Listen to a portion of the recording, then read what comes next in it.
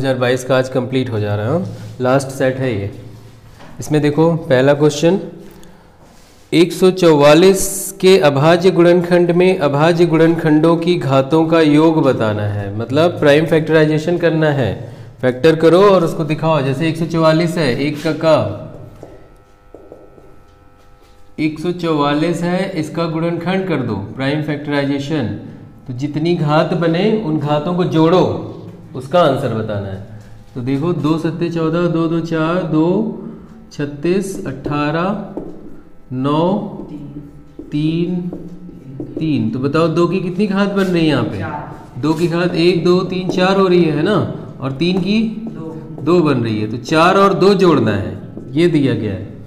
प्रश्न को समझ लो। संख्या 144 के अभाज्य गुणनखंड, मतलब ये जो फैक्टर हुआ है, इसमें गुणनखंडों की घातों का योग बताना है। तो ये गुणनखंड हुए हैं, इनकी घात क्या है? 4 है, उनका योग बता दो। तो कितना हो गया? 6। 4 2 6। तो ये हो गया आंसर 6, यानी कौन सा आंसर है? 4th वाला, ऑप्शन नंबर 4 सही है। 6 आएगा, ठीक है, 4 में। इसी तरह ख में कह रहा है द्विघात समीकरण दिया है, इसके मूल बताने हैं। तो 1 का ख में देखो, ये बिल्कुल आसान सा है। x² - 4 बराबर 0। इसमें क्या करना है? 4 उधर भेजो और वर्गमूल निकाल लो। ये 4 हो गया, और x बराबर क्या आ जाएगा? इसका रूट हो जाएगा 4। तो प्लस माइनस है ना, दोनों होता है ना, x बराबर +- 2। तो कौन सा हो गया ये? 3rd option. इसमें भी, इसमें 3rd ऑप्शन सही है, +- 2। -3 5 की y अक्ष से दूरी बतानी है।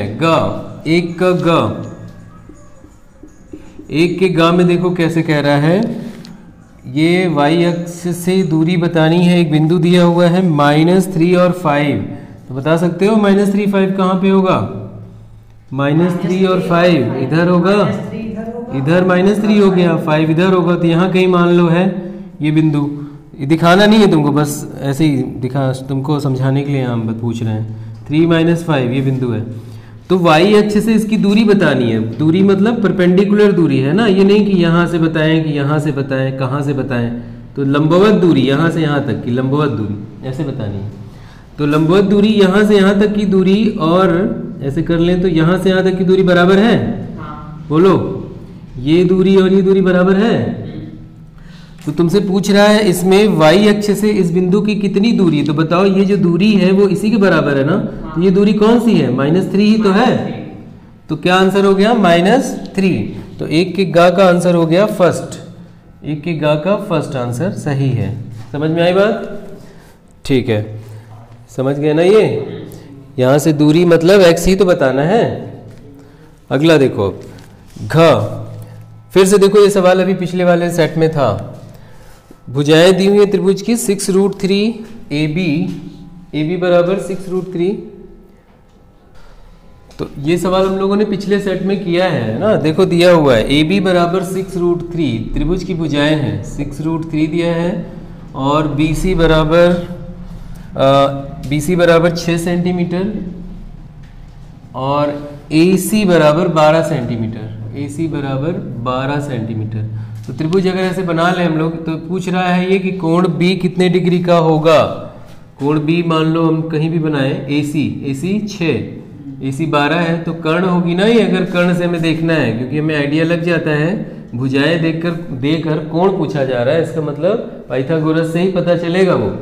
तो ये 12 सेंटीमीटर हो गई AC, और BC कितनी हो गई? 6 सेंटीमीटर, और AB हो गई 6√3 सेंटीमीटर। ठीक है, तो अब तुम समझ गए होगे, जब इस तरह से दे कि भुजाएं दी हो और तुमसे कोण वगैरह की बात करें, समझ लो कि पाइथागोरस चेक करना है। तो फिर पाइथागोरस चेक कर लेते हैं, है ना। तो AC² बराबर, यही तो सबसे बड़ी भुजा है, जिसका मतलब ये कर्ण होगी अगर समकोण त्रिभुज हुआ तो हाँ, तो डायरेक्ट करो, यहाँ इतना टाइम देने की जरूरत नहीं है। तो 12 12 144, और ये कितना हो गया? 36 तिहाई, 6 छंग 36 हुआ, और 36 तिहाई 3 छंग कर दो इसको, 3 छंग 18, और 3 त्रिक 9, 108 है ना। तो 108 आया, और ये 6 छंग 36 आया। अब इसको जोड़ोगे तो 144 ही आ रहा है ना, 144 ये भी है, तो एक भुजा का वर्ग शेष दो भुजाओं के वर्गों के योग के बराबर है। इसका मतलब ये समकोण त्रिभुज है, और समकोण त्रिभुज में बड़ी वाली भुजा क्या है, कर्ण होती है, तो कर्ण के सामने कोण B 90 डिग्री हुआ है ना, समकोण होता है। तो आंसर हो जाएगा इसमें से सेकेंड, 1 के घा का सेकेंड ऑप्शन सही हो जाएगा। कल भी तो किया था, याद है। अब अगला देखो चा, 1 के चा में देखो क्या कह रहा है। इसमें वर्ग अंतराल बारंबारता दी गई है, आंकड़े दिए गए हैं, बस बहुलक वर्ग बताना है। तो बहुलक वर्ग क्या होता है, जिसकी बारंबारता सबसे अधिक होती है ना। तो बहुलक वर्ग क्या बता देंगे, इसमें सबसे अधिक बारंबारता 8, 3 और 5 की है। 3 से 5 जो वर्ग है इसी की बारंबारता आई है 8, तो इसका मतलब यही हुआ बहुलक वर्ग। तो ऑप्शन कौन सा हो गया, थर्ड, 3 से 5 सेकेंड, इसका आंसर सेकेंड सही होगा, सेकेंड ऑप्शन सही होगा। ठीक है, बाकी क्वेश्चन अभी पेपर लगाएंगे, देख ही लेना। तो अब यहाँ पे देखो अगला चलते हैं, 2 का स्टार्ट होगा अगला खंड। तो ये देखो यहाँ पे अंगा छूट गया है, इसको कर लेते हैं। तो 1 का अंगा वाला है, इसमें देखो क्या करना है, त्रिभुज दिया हुआ है चित्र, ये थोड़ा सा कॉन्सेप्टिव है, इसको अच्छा है सवाल, छोटा 1 नंबर का अच्छा सवाल, मीन्स अच्छा मीन्स कि थोड़ा सा ध्यान देके करना है, ध्यान से नहीं करोगे तो गलत कर दोगे। अब इसी तरह से यहाँ पे एक और है, और मान लो यहाँ पे ये 2 त्रिभुज इस तरह से बने हुए हैं, ए ओ बी और यहाँ पे क्यू पी, ये 2 त्रिभुज बने हैं। यहाँ 45 डिग्री बता रहा है, पूरा कोण दिया है 45 डिग्री, इस वाले का, इसको कह रहा है ये 45 डिग्री है, और ये वाला कोण है 60 डिग्री। और तुमसे पूछ रहा है O का बिंदु A तथा P से देखने पर अवनमन कोण, A से अगर हम बिंदु O को देखेंगे तो अवनमन कोण, तो A से जब जहां से भी देखते हो वहां एक क्षैतिज लाइन खींच ली जाती है ना। जमीन से देख रहे हो तो क्षैतिज लाइन जमीन होती है, और तुम यहां से देख रहे हो तो क्षैतिज लाइन यहाँ खींच लो, तो यहां से अवनमन कोण कौन सा बनेगा, ये वाला, समझे। जहां से पूछे वहां एक क्षैतिज लाइन खींचो, वहां से जो कोण बने वो अवनमन कोण होता है। तो ये कोण कितना होगा तुम कैसे बताओगे, देख तो रहे हो ना, ये लाइन कैसे जा रही है, ये लाइन समांतर लाइन है कि नहीं, ये वाली लाइन और ये वाली लाइन, और ये तिर्यक रेखा है, तो एकांतर कोण ही तो बना, समांतर से तिर्यक रेखा और ये समांतर से तिर्यक रेखा, एकांतर कोण बन रहा है। तो अवनमन कोण कितना हो गया, 45 डिग्री, कहां से, ए से। और पी से जब तुम देखोगे तो बताओ एकांतर कोण कितना होगा, यही लाइन आगे बढ़ा देते हैं, तो देखो ये पूरा 90 है ना यहाँ से, और ये 60 है, तो बचा कितना, 30 डिग्री। तो डी से जब हम देख रहे हैं तो 30 डिग्री, और ए से देख रहे हैं तो 45। तो जैसे पूछा गया उसी क्रम में बताओ, ए तथा पी से, तो ए तथा पी से कितना होगा, 45 और 30, तो ये लिखेंगे 45 डिग्री कॉमा 30 डिग्री, जैसे पूछा गया है। क्योंकि यहाँ पे अब ऑप्शन कौन सा सही होगा, सेकेंड वाला, सेकेंड ऑप्शन सही होगा। देखो फर्स्ट वाले ऑप्शन में दिया है 30 और 45, फर्स्ट ऑप्शन लिखा है 30 डिग्री और 45 डिग्री, है तो वही संख्या, लेकिन ये गलत है, क्योंकि ये क्या बता रहा है, ए से 30 डिग्री और पी से 45 डिग्री, तो गलत है ना, जैसा बोला गया है ए तथा पी, तो पहले ए वाला लिखना है, पहले ए वाला लिखना है फिर पी वाला, ठीक। तो ये गलत है, ए फर्स्ट नहीं होगा, सेकंड होगा। अगला चलो, यहाँ 2 के काम में कह रहा है के के किस मान के लिए ये दिए गए समीकरण का कोई हल नहीं है, कोई सॉल्यूशन नहीं है, तो कोई हल नहीं होता, उसकी क्या कंडीशन है, a1/a2 नॉट इक्वल टू, नहीं ये तो एक हल के लिए है ना, हाँ बोलो, कोई हल नहीं होगा। पहले क्या करो, इसको मानक रूप में बदल लो, तो लिखेंगे, क्योंकि इसको लिखकर बताना है ना, ऑप्शनल नहीं है, 1 नंबर का है, बट लिखकर स्टेप लिखने हैं, तो लिखेंगे समीकरणों को मानक रूप में बदलने पर, लिखेंगे समीकरणों को मानक रूप में बदलने पर, समझ गए ना, इक्वेशन को चेंजिंग इन स्टैंडर्ड फॉर्म, ये सब लिखना होगा। तो लिख देते हैं 3x प्लस वाई, तो मानक रूप मतलब c इधर होना चाहिए, बराबर 0 होना चाहिए। मानक रूप क्या है, ax plus by plus c बराबर 0, इस तरह का बनाना है। तो लिख दोगे समीकरणों को मानक रूप अर्थात इस रूप में बदलने पर। तो पहला समीकरण ये हो गया और दूसरा हो गया 2k minus 1x plus k minus 1y, और ये भी इधर आ जाएगा तो दोनों आएंगे। हाँ माइनस लगेगा दोनों पे ना, तो उसको भी ब्रैकेट में रख लो 2k प्लस 1, ठीक है 2k प्लस 1। तो ये हो गया, अब मानक रूप में आ गया बराबर 0। अब हम क्या करें, तो दिए गए लिखेंगे दिए गए समीकरणों का कोई हल नहीं होगा यदि, चलो बोलो क्या कंडीशन है, a1 upon a2 equals to b1 upon b2 not equal to c1 upon c2, ठीक है। ये कंडीशन होगी तो इनका कोई हल नहीं होगा।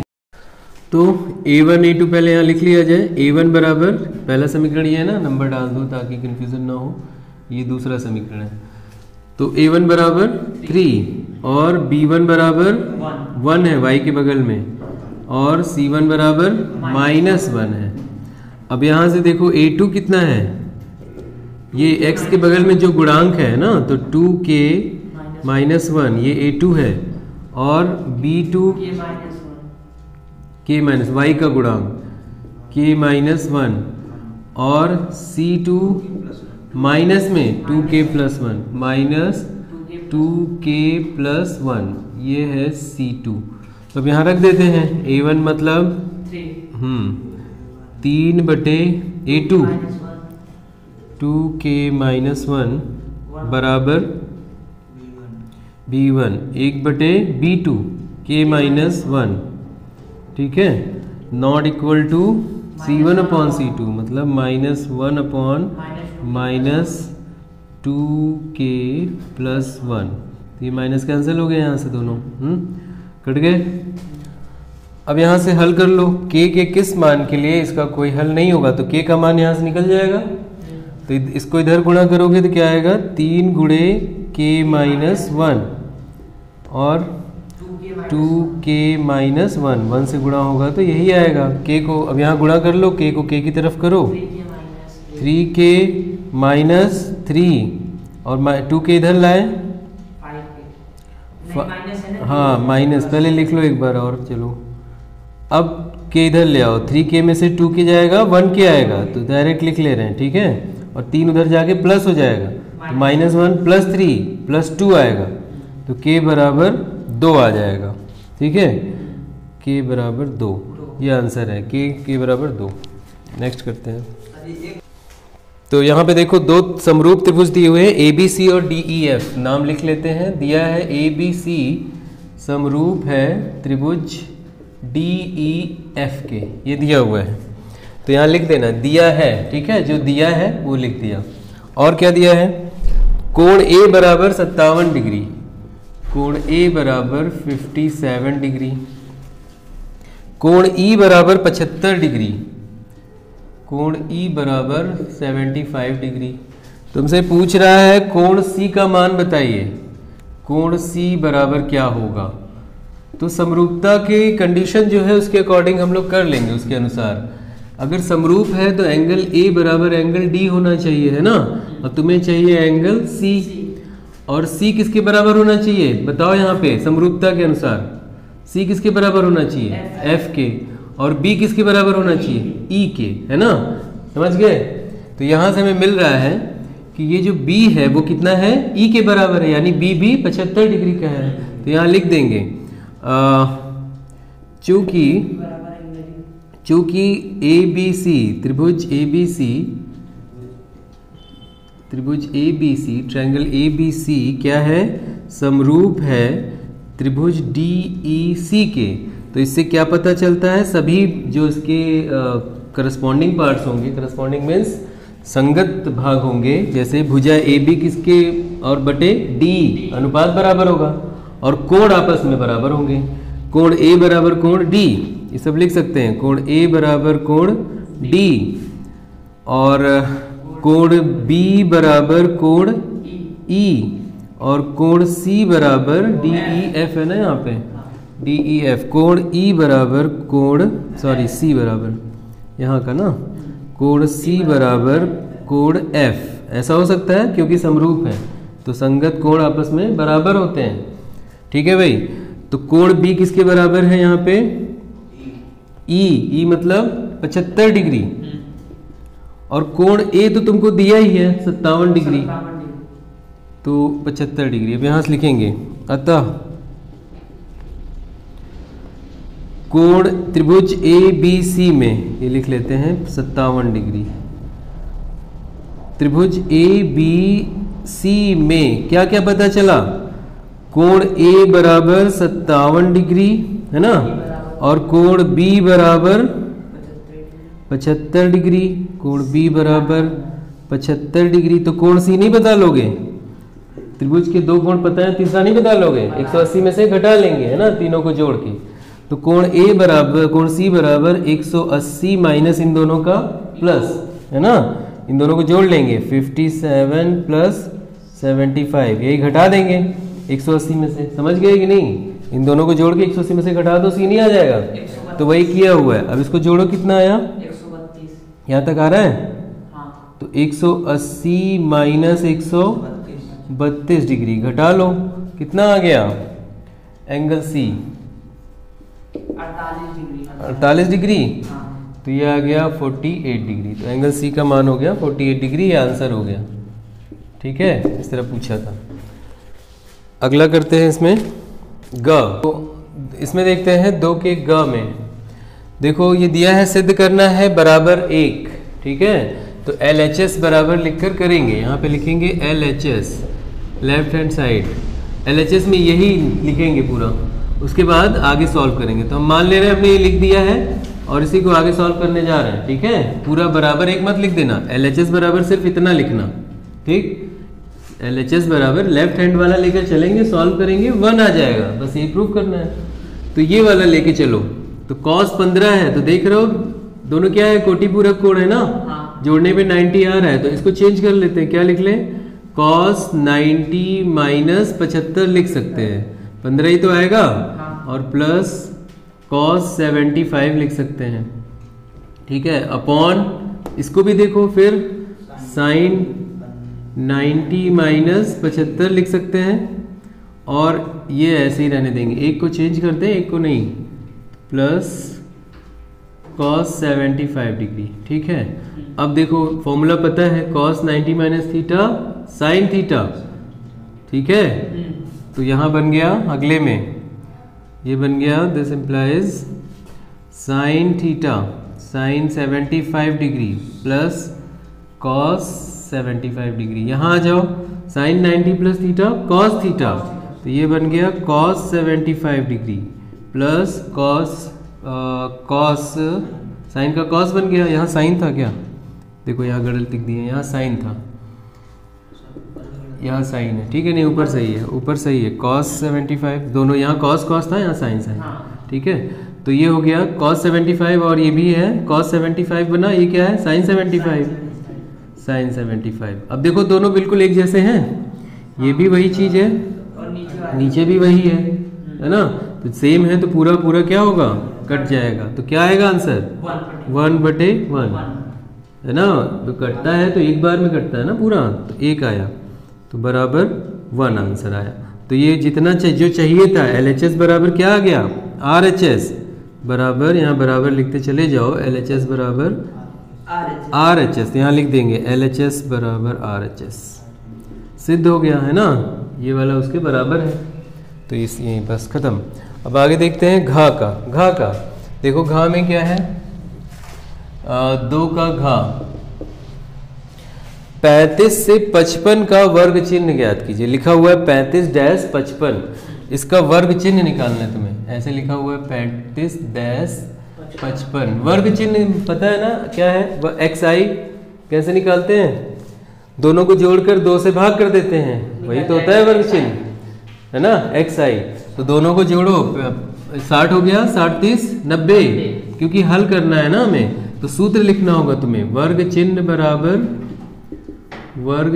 बराबर क्लास मार्क है ना, क्लास मार्क बराबर upper limit plus lower limit upon 2, ऊपरी सीमा प्लस निम्न सीमा, हाँ ऊपरी सीमा प्लस निम्न सीमा, निम्न सीमा बटे 2 ठीक है। Upper limit plus lower limit upon 2। Upper limit ये है, जोड़ दो, कितना हो गया 55 प्लस 35 बटे 2 तो कितना हो गया 90 हुआ। 90 बटे 2 काट दो 45 45 आया, तो 45 आ गया वर्ग चिन्ह। ठीक है, ये आंसर हो गया 45। अब तीसरे खंड में चलते हैं। तो अब तीसरे का यूक्लिड के एल्गोरिदम का प्रयोग करके 272 तथा 1032 का मासा ज्ञात करना है। HCF 272 1032 272 तथा 1032 का मासा। ठीक है, तो लिखोगे यूक्लिड एल्गोरिदम के प्रयोग से क्या लिखेंगे 1032 बराबर 272 गुणे, मतलब 272 से इसको भाग दो, है ना। फिर से समझाते हुए चलते हैं। 272 से इसको भाग देना है 1032 को। क्या कर रहे हैं हम, क्या होता है ये भाज्य बराबर भाजक गुणे भागफल प्लस शेषफल, यही वाला निकालना है हमें। ठीक है, क्या होता है ये dividend is equals to divisor cross quotient plus remainder, ये वाला फॉर्मूला लगा है। तो यहाँ पे हम लोग शेष देखते जाएंगे क्या आएगा। 272 से इसको भाग देंगे, कितनी बार जा रहा है 3 बार। तो ये 3 कहाँ लिखना है, यहाँ पे लिखना है। और जो ये बचेगा यहाँ पे शेषफल, उसको यहाँ लिखना है। कितना बच रहा है 216, तो यहाँ लिख देंगे 216 बच रहा है। ठीक है, ये लिख दिया। अगली लाइन में जो बच रहा है उससे इसको भाग देंगे।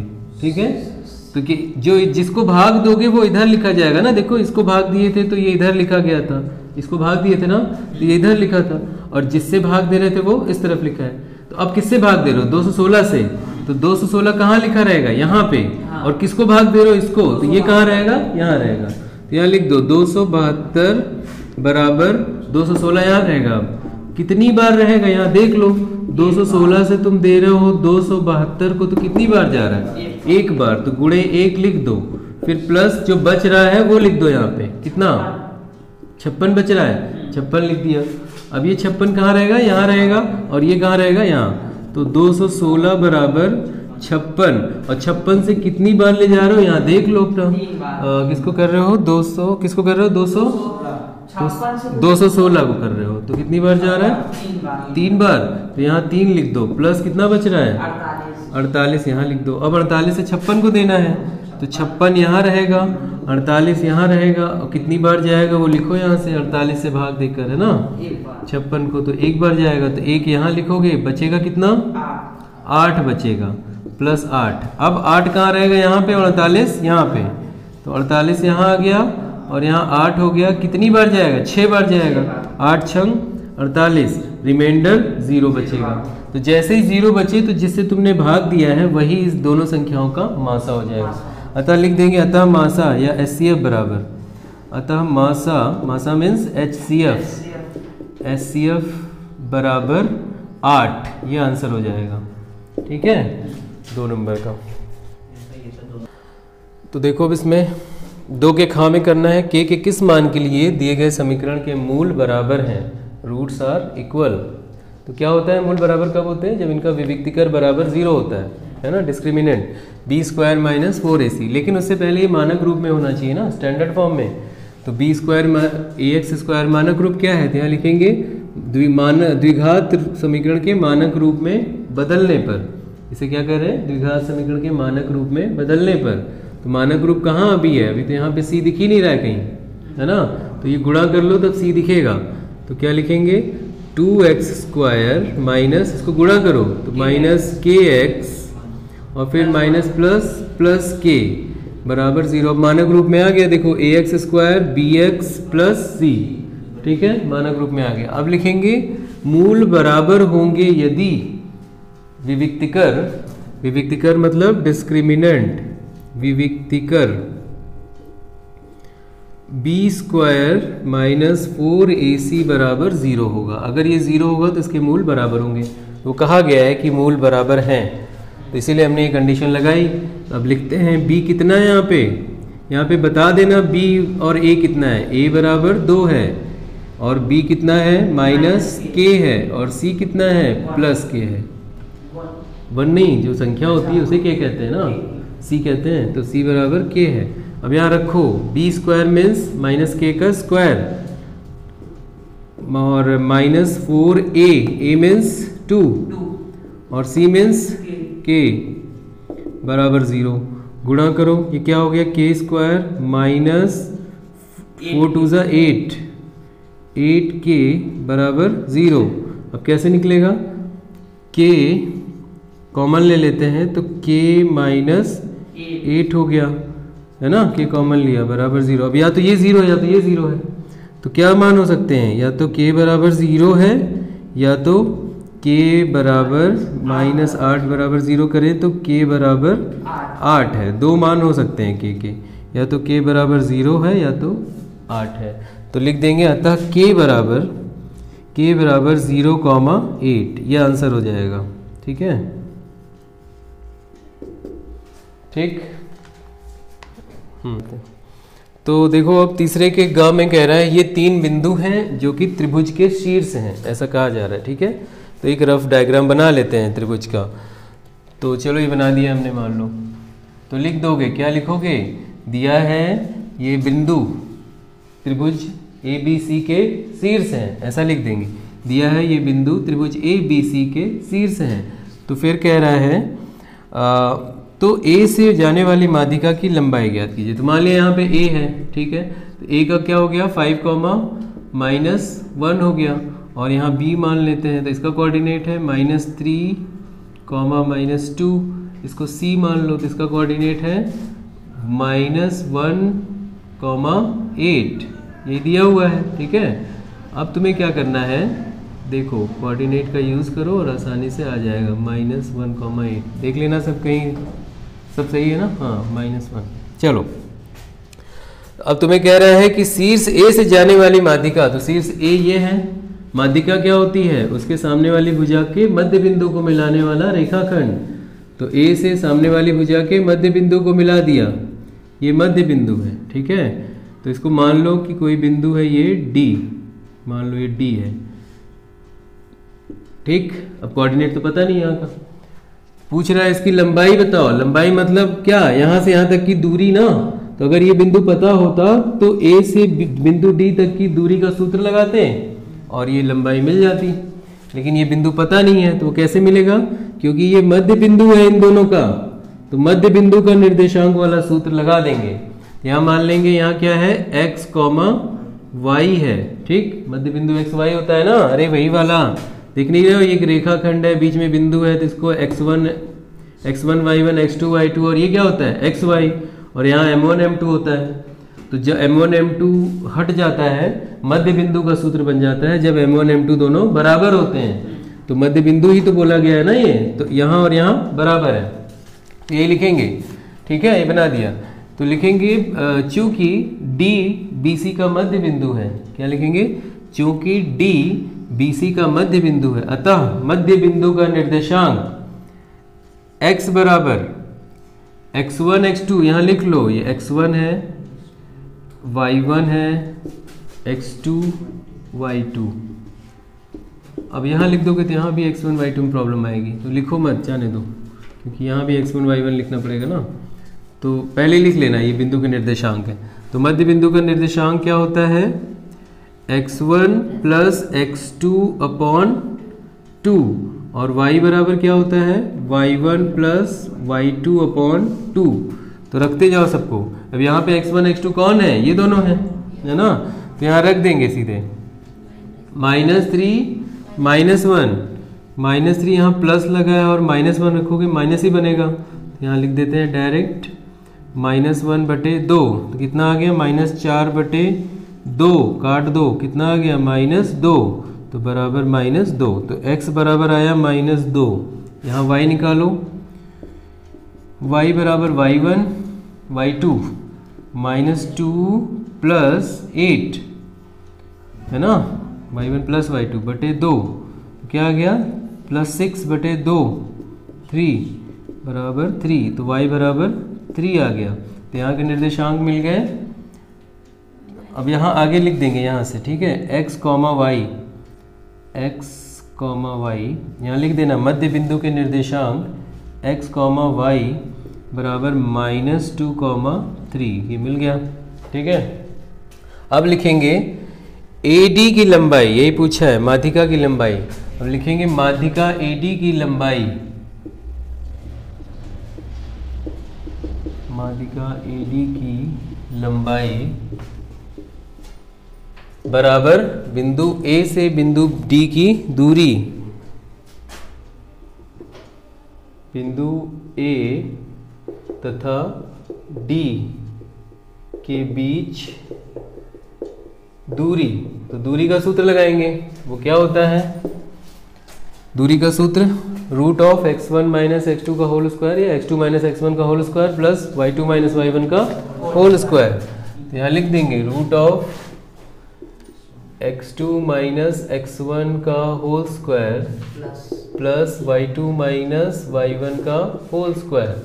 तो यहाँ पे x1 x2 ये दोनों हैं, है ना, किसी को भी x1 मान लो, किसी को भी x2। यहाँ का तो तुम्हें पता है ना, 2,3 हो गया, ये -2,3 ये आ चुका है। तो इसी के लिए सूत्र लगाओ, किसी को भी x2 मान लो। किसको माने? किसी को भी मानो, चलो ऊपर वाले को मान लेते हैं, वो x2 है, ये x1 है।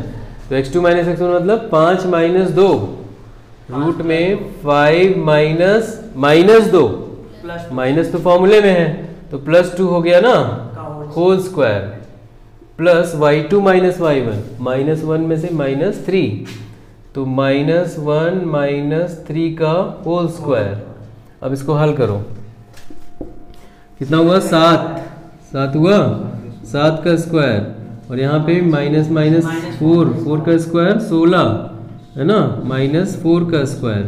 तो अगली लाइन में हो गया यहाँ पे 49 प्लस 16 है ना 16। अब जोड़ लो 49 और 16 कितना हुआ? 65 हुआ। तो ये √65 हो गया। अब √65 अगर किसी से कटेगा, ये गुणनखंड करेक्ट होगा? नहीं होगा, 13 पंजे 65 कुछ नहीं होगा, है ना। तो इसी तरह छोड़ देंगे √65 मात्रक, क्योंकि मीटर सेंटीमीटर तो लिखा नहीं है, इसलिए लिख देंगे मात्रक, ठीक है। तो AD बराबर √65 मात्रक, आंसर हो गया है।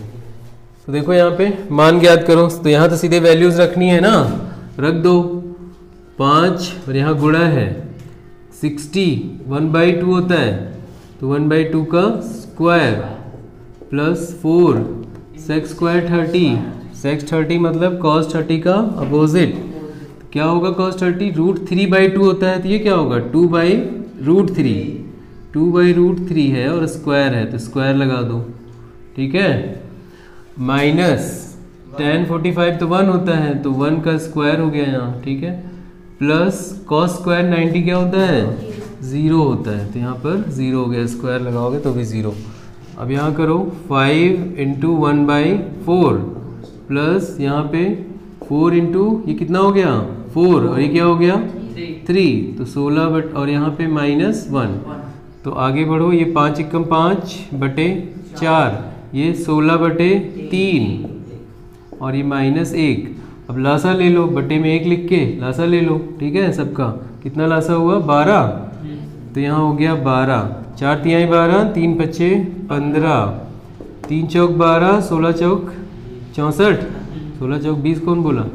1 12 में 12, 12 एकम 12, ठीक है, ठीक है। 3 चौक 12, 16 चौक 64 होता है ना।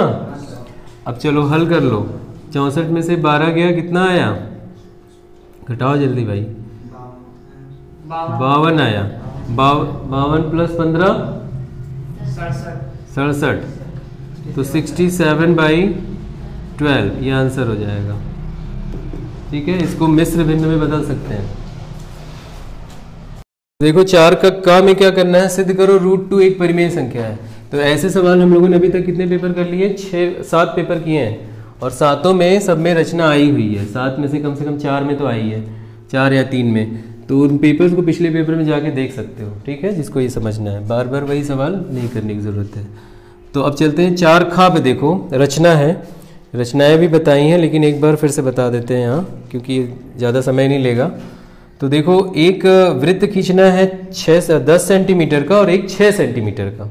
फिर दोनों वृत्त कैसे हैं? संकेंद्री हैं। तो एक 6 सेंटीमीटर का वृत्त खींचोगे, मान लो ये खींच दिया तुमने 6 सेंटीमीटर का वृत्त, ठीक है। अब इसी केंद्र से इसी पे गोला प्रकार रखो, और ये कितने सेंटीमीटर का लिया तुमने? 3 सेंटीमीटर। अब इसी पे गोला प्रकार रखो और 6 सेंटीमीटर खींच लो, है ना, गोला प्रकार को, और एक वृत्त बना लो। तो एक वृत्त तुमने संकेंद्रीय वृत्त बना लिया 6 सेंटीमीटर का, ठीक। अब कह रहा है कि ये जो बड़ा वाला वृत्त है, जो 6 सेंटीमीटर वाला है, इस पे तुम क्या करो, कोई एक बिंदु ले लो और उससे छोटे वाले वृत्त के ऊपर स्पर्श रेखा खींचो, ऐसा कहा गया है सवाल में। देखो, 10 सेंटीमीटर त्रिज्या तथा 6 सेंटीमीटर त्रिज्या के संकेंद्रीय वृत्त खींचिए। तो संकेंद्रीय मतलब केंद्र दोनों का सेम होना चाहिए। तो एक बार 3 सेंटीमीटर और एक बार 10 सेंटीमीटर, सॉरी 10 बोला है ना, हाँ 10 सेंटीमीटर, और ये 6 सेंटीमीटर, 3 नहीं है, ये 6 है, ये 6 सेंटीमीटर है और ये 10 सेंटीमीटर है। दोनों वृत्त खींच लिया एक ही जगह से, केंद्र से। अब क्या करो, बड़े वृत्त की परिधि के किसी बिंदु से छोटे वृत्त पर स्पर्श रेखा खींचिए। तो बड़े वृत्त की परिधि पर, मान लो ये यही था ना बड़े वृत्त की परिधि, इसके किसी भी बिंदु से, यहाँ ले लो, यहाँ ले लो, यहाँ कहीं से भी, ठीक है। तो मान लो हम यहाँ से लेते हैं, ये कोई बिंदु है, मान लिया ये बिंदु P है। इस बिंदु से इस वृत्त के ऊपर तुम्हें स्पर्श रेखा खींचनी है, ठीक है। तो ये असल में एक्चुअली रचना क्या है कि बाहर स्थित कोई बिंदु है, उससे एक दिए हुए वृत्त पर स्पर्श रेखा खींचनी है। तो क्या करते हो, बाहर वाले बिंदु को यहाँ से मिला देते हो केंद्र से, फिर इसका नाम रख दो कुछ, इसका आधा करते हो, अर्धक मतलब आधे से ज़्यादा लेकर चाप लगाते हो, यहाँ लगाते हो, फिर ये चाप ऐसे कटते हैं दोनों, तो इनको मिलाते हो तो ये आधी हो जाती है। इसका कुछ नाम दे दो, M नाम दे दो, फिर M से यहाँ तक का त्रिज्या ले लो और फिर एक वृत्त खींच दो। तो जब ये वृत्त खींचोगे तो जहाँ ये वृत्त काटेगा वहीं पे इस बिंदु से ले जाके ऐसे मिला दोगे, तो 2 स्पर्श रेखाएं बन जाएंगी। देखो टच कर रही है ना दोनों, ऐसे एरो बना देना, तो यहाँ स्पर्श कर रही, यहाँ स्पर्श कर, ये रचना है। इसी रचना को यहाँ पर यूज किया जा रहा है, प्रयोग किया जा रहा है। तो जो बिंदु यहाँ बाहर था वही बिंदु कहाँ है, बड़े वाले वृत्त पर है, बस इतना ही है। तो सेम वही करना है। क्या करें, इसको यहाँ से मिला दें और फिर क्या करें, इसको आधा करें। तो आधा करोगे तो मान लो यहाँ पे, और फिर एक चाप लगेगा यहाँ पे, फिर O पे रखोगे तो एक चाप यहाँ, एक चाप यहाँ, दोनों को स्केल से मिलाओगे, आधा हो गया। अब जहाँ से आधा हुआ उसका नाम M रख दोगे। M से केंद्र तक एक चाप लगा, एक त्रिज्या लोगे M से केंद्र तक की, और फिर एक वृत्त खींचोगे तो ऐसे काटेगा। तो यहाँ काटा वृत्त को और यहाँ पे काटा, तो ये दोनों यहाँ पे मिला दिया, ये देखो ये गया, ये हो गई स्पर्श रेखा। तो ऐसा कुछ बनेगा, ठीक है। ऐसा लगेगा तुमने कोई बिल्डिंग या पुल का डिज़ाइन बना दिया है ना, देखने में लगना है बहुत बड़ा काम किया हो कुछ, ठीक है। तो ऐसे करना है तुम्हें, ये रचना है, याद रखो, बार बार आ रहा है, यहीं से तैयार हो जाएगा तुम्हारा, ठीक। अब देखो यहाँ पे चौथे का ग करना है, दिया हुआ है ये 2 बिंदु हैं और लिखा है इनको मिलाने वाले रेखाखंड। तो मान लो यहाँ करते हैं, ये बिंदु A है, इसको मिलाने वाला है, और ये बिंदु B है, इनको मिलाने वाला एक रेखाखंड। तो इन बिंदुओं को लिख देंगे, कौन है ये, 1,3 और ये है -4,6। इनको मिलाने वाले रेखाखंड को 2 और 1 के अनुपात में विभक्त करने वाले बिंदु का निर्देशांक ज्ञात कीजिए। तो इसको विभक्त कर रहा है एक बिंदु, कहाँ होगा, यहीं कहीं होगा, तभी तो 2 भाग में बांटेगा। तो मान लो यहाँ है 2 और 1 के अनुपात में, तो ये 2 और 1 के अनुपात में, ये कौन है, M1 है ना, और ये है M2, ठीक। तो ये जो बिंदु विभक्त कर रहा है इसका निर्देशांक ज्ञात करना है। अनुपात में विभक्त करने वाले बिंदु का निर्देशांक ज्ञात कीजिए। इसका निर्देशांक, तो इसको अक्सर हम लोग P मानते हैं ना, तो और इसका निर्देशांक क्या लेते हैं, XY लेते हैं ना, और इसको क्या कहते हैं, X1 Y1, और इसको क्या कहते हैं, X2 Y2। तो यहाँ से सारी पिक्चर क्लियर हो जाती है कि क्या करना है ना, अगर हम लोग बना लें तो बस समझ गए। अब चलो बताओ, तो लिखेंगे विभाजन सूत्र द्वारा x बराबर M1 X1 M1 X2 m1x2 plus m2x1 upon m1 plus m2। यही सूत्र मध्य बिंदु का निर्देशांक बन जाता है जब m1 बराबर m2 होता है। बार बार बता रहे हैं, ध्यान रखना। और y बराबर m1 y2 plus m2 y1 upon m1 plus m2। चलो अब यहाँ पे रखो मान सारे।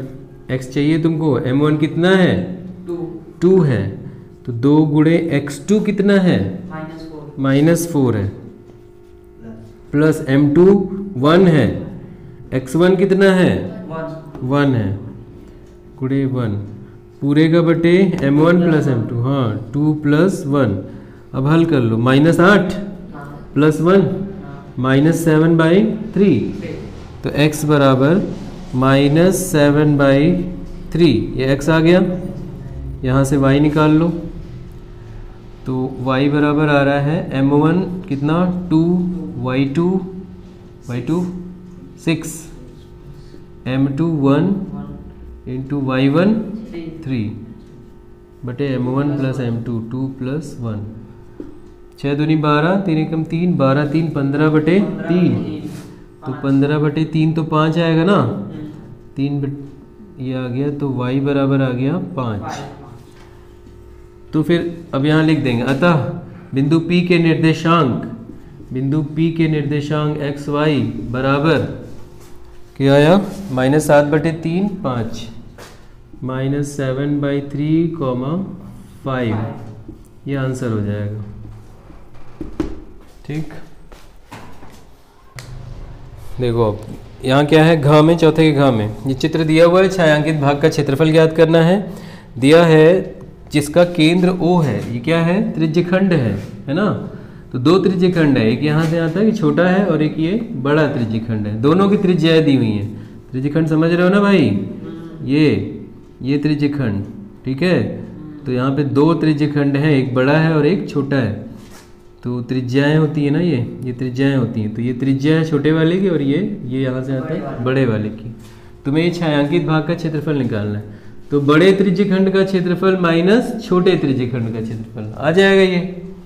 तो सब कुछ दिया हुआ है, त्रिज्यखंड का क्षेत्रफल तुम्हें पता ही है। देखो यहाँ कैसे दिया है, 2 संकेंद्री वृत्तों जिसका केंद्र O है, त्रिज्याएं 7 सेंटीमीटर तथा 3.5 सेंटीमीटर है। ठीक है, संकेंद्री वृत्त है ना, जैसे अभी बनाए थे। ये छोटा वृत्त है और यहाँ से करोगे तो ये बड़ा वृत्त है, लेकिन दोनों का केंद्र वही है।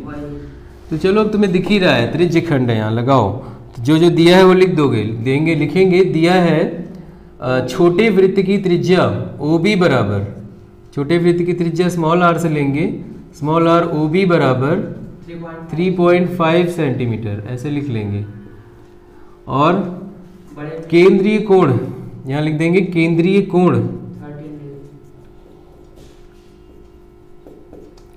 कोण थीटा बराबर 30 डिग्री। तो छोटे त्रिज्यखंड का क्षेत्रफल, तो यहाँ लिखेंगे छोटे त्रिज्यखंड का क्षेत्रफल क्या होता है वो थीटा अपॉन 360 पाई r स्क्वायर। ठीक है, छोटे त्रिज्यखंड का हो गया। अब देखते हैं थीटा की वैल्यू कितनी है, 30 है। 30 बटे 360 काट दो, और 3 और 18 हो गया ना ये, और पाई r स्क्वायर। तो क्या बना, पाई r स्क्वायर काट दिया जाए, बाद में काटते हैं, पाई की वैल्यू कॉमन लेंगे यहाँ पे ना। तो ये बना पाई r स्क्वायर बटे 18, ये छोटे त्रिज्यखंड का क्षेत्रफल आया।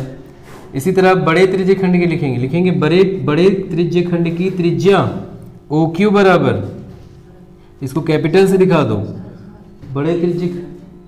तो यहाँ काट दिया, क्या आ गया 12। तो यहाँ पे आ गया पाई r स्क्वायर बटे 12। इसको भी रहने दो क्योंकि कॉमन ले सकते हैं ना, इसलिए बार बार पाई का मान ना रखना पड़े। तो ये आ गया छोटे त्रिज्यखंड का। आप लिखेंगे बड़े त्रिज्यखंड की त्रिज्या, कैपिटल R से दिखाएंगे, और वो क्या है OQ है। OQ बराबर 7 सेंटीमीटर। तो जब ये लिख दिया तो आगे लिखेंगे, अतः बड़े त्रिज्यखंड का क्षेत्रफल, बड़े त्रिज्यखंड का क्षेत्रफल, ये लिख लेना, बड़े त्रिज्यखंड का क्षेत्रफल बराबर फिर से थीटा बटे 360 into pi capital are square. तो फिर यहाँ थीटा 30 डिग्री है, तो यहाँ पे आ जाएगा 30/360 into pi capital are square.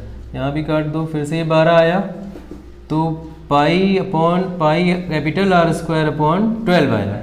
अब छायांकित भाग का क्षेत्रफल, तो लिखेंगे छायांकित भाग का क्षेत्रफल।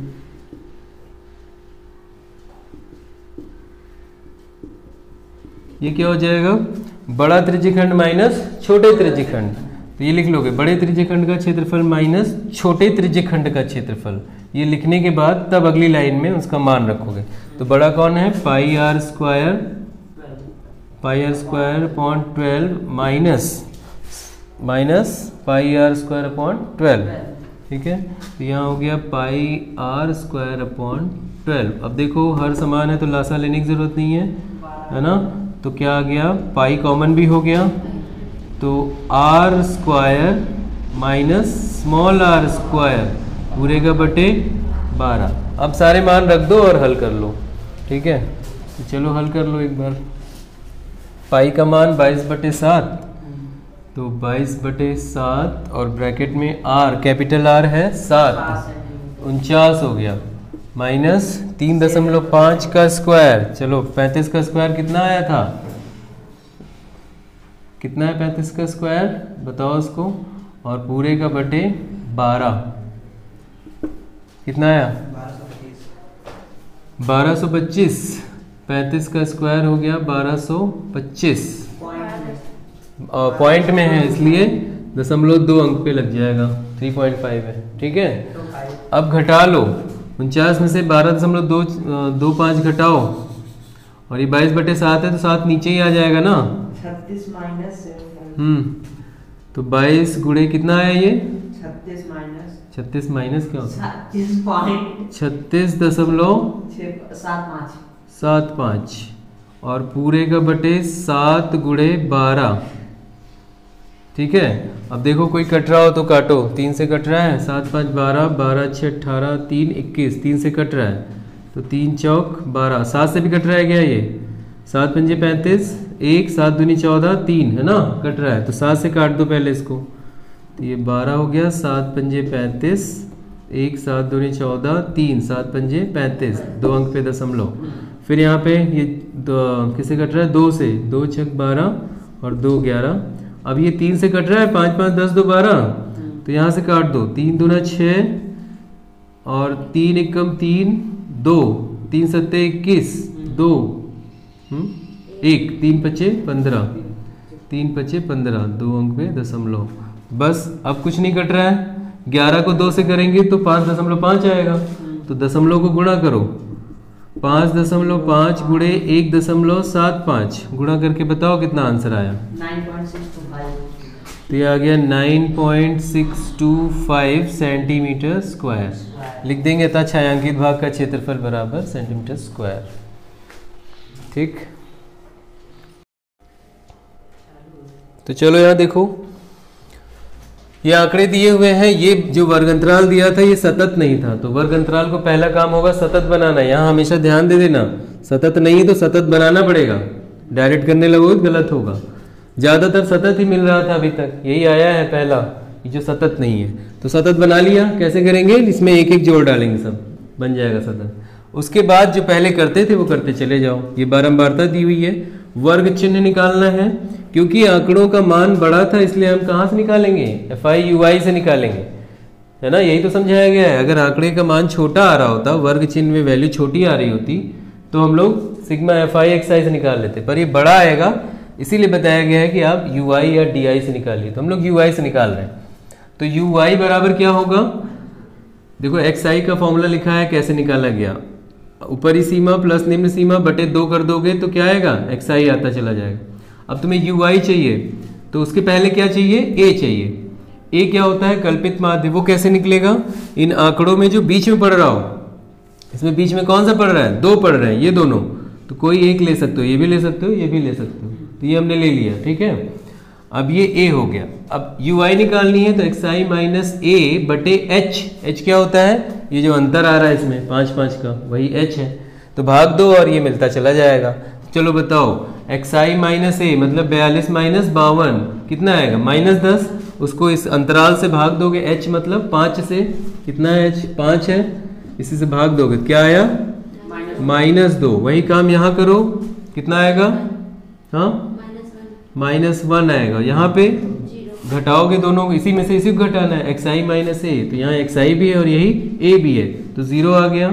यहाँ आ जाओ, 1 आएगा क्योंकि इसमें से इसको घटाओगे 5 आएगा, फिर 5 से भाग दोगे वर्ग माप से h से, तो 1 आ गया। यहाँ बताओ, यहाँ 2 आएगा, फिर यहाँ पे 3 आएगा। ठीक है, तो ये सूत्र लगाओ, xi माइनस ए, xi मीन्स ये आंकड़ा, a मतलब ये, दोनों को घटाओ, h से भाग दो, h मीन्स यहाँ जो माप है, तो आ गया ये। अब sigma fi ui, that means fi मतलब इसको इससे गुणा करो, कितना आया? -8। fi ui -6, fi ui 0, fi ui 20, फिर fi ui 60, फिर fi ui 72, ये आ गया 72। अब सिग्मा fi ui यहाँ निकाल लो, सबको जोड़ो, ये कितना हो गया? -14, और ये कितना हो गया? ये कितना हो गया? इसको जोड़ डालो, यहाँ पे 2 हो गया, 6 2 8, 8 7 15, 152 हुआ ना, 8 7 15, 6 2 8 7 15 और 2, 152 में से कितना घटाना है? 14 घटा लो, यहाँ पे 4 8, 4 में से 1 गया 3 और 1, ठीक है, 138 आ रहा है। तो सिग्मा fi ui क्या आ रहा है? 138। यहाँ सिग्मा fi ui बराबर 138। अब क्या करना है? आ गया, तो तुम्हें क्या चाहिए? क्योंकि माध्य निकालने का फॉर्मूला है a प्लस एच यू बार, इसका मतलब u का माध्य, इसका माध्य निकालना पड़ेगा। तो इसके फॉर्मूला क्या है? fi ui बटे सिग्मा fi, तो यहाँ रख दो, fi ui 138 आया है, और सिग्मा fi कितना आया है? जोड़ो 100, तो यहाँ पे ये सिग्मा fi है ना, इसको भी सिग्मा fi, सिग्मा fi बराबर 100 जोड़ने पे 100 से भाग देंगे तो 1.38 आएगा ना,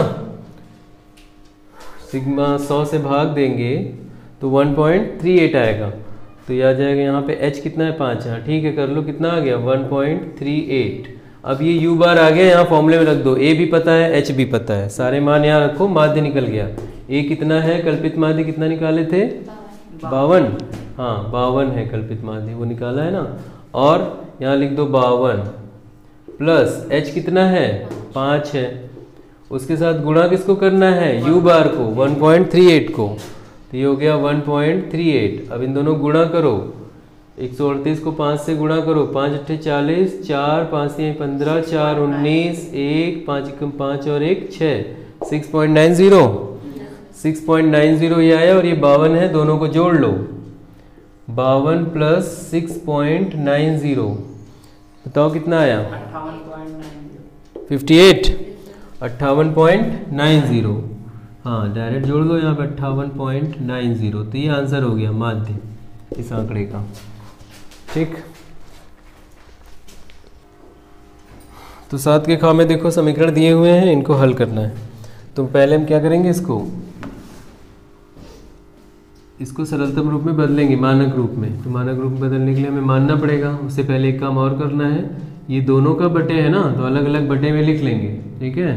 तो क्या हो जाएगा, इसमें हम बना लेंगे दिस इम्प्लाइज 7x बटे एक्स वाई, डायरेक्ट कर रहे हैं, लिखना इतना नहीं लिखा जाता, हम डायरेक्ट कर रहे हैं। इसके बटे ये करोगे तो x x कट जाएगा, y बचेगा, तो 7 बटे y आया, माइनस इसके बटे करोगे तो y कटेगा, x बचेगा, 2 बटे x आया, है ना। दोनों का बटे तो अलग अलग लिखते हैं ना, बराबर 5 हो गया ये। अब यहाँ आओ, इसको हम लोग ले लेते हैं समीकरण नंबर 1। इसी तरह यहाँ पे आप तथा लगा देते हैं ताकि पता रहे कि अलग है साफ साफ, तथा। अब यहाँ पे देखो, यहाँ पे भी वही है, x कटेगा 8 बटे y प्लस y कटेगा 7 बटे x बराबर 15, इक्वेशन नंबर 2 ना हो गया। अब यहाँ चलते हैं, माना क्योंकि वही है ना 1 बटे y, यहाँ पे भी 1 बटे y, यहाँ 1 बटे x, यहाँ पे भी 1 बटे x, तो माना 1/x बराबर p तथा 1/y बराबर q। तो इससे क्या मिलेगा हमें, दोनों समीकरण बदल जाएंगे। इससे हमें मिलेगा 7 गुणे p, 7 गुणे q, y को q माने हो ना, तो 7 गुणे q, 7q माइनस 2p बराबर 5। ये मिल गया इक्वेशन नंबर 3। नाम दे देंगे, कुछ भी दे दो, नंबर 3 1 2 मान चुके हैं तो। तथा यहाँ पे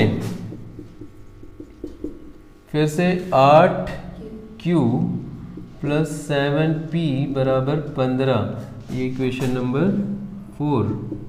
अब इन्हीं को 3 और 4 को हमें हल करना है ना।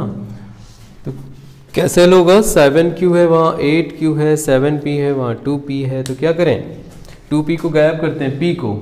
यहाँ 7 है, यहाँ 2 है, तो यहाँ 7 से गुणा कर दें और वहाँ पे 2 से कर दें, तो बराबर हो जाएंगे। उसके बाद जोड़ देंगे तो कट जाएगा। तो क्या लिखेंगे, समीकरण 3 में 7 से और समीकरण 4 में 2 से गुणा करके जोड़ने पर इतना लिखेंगे, फिर वो काम करेंगे।